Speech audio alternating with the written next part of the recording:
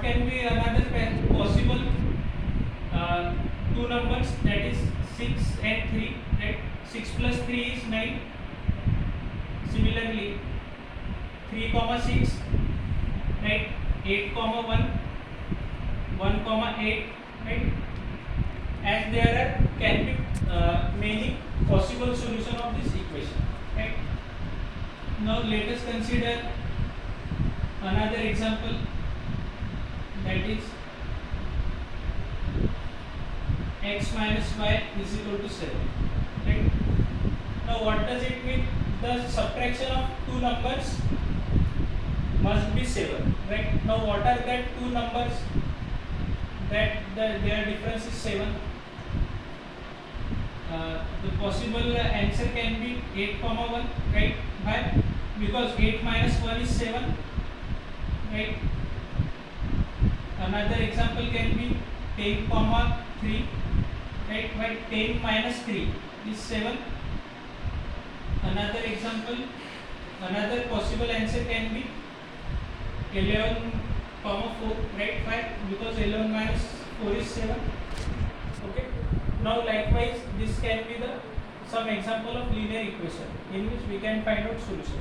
But as there are can be many possible solutions, right? There are many possible solutions. Therefore this type of question are called open-ended question. Right? This type of questions are called open-ended question, right? What is meant by open-ended? There can be a different possible answers, right? For that questions are called open-ended question. Right? Now let us solve how to solve two linear equation at a time. Right? Consider an example, x plus y is equal to 8 and x minus y is equal to 2. Right? Two equations are given. Then how to solve it? Right? Now consider the first equation as equation number 1, the second equation as equation number 2. Right? After writing this equation 1 and equation 2, right, check whether the variables, whether the coefficient of these variables are same or not. Right? In equation 1 and equation 2, the coefficient of x are equal and latter 1, right? And equation and the variable, the coefficient of variable y are also same, right? So it means you can either add or subtract depending upon the sign of coefficient, right? Equation, variables of equation, you can solve the linear equation, right?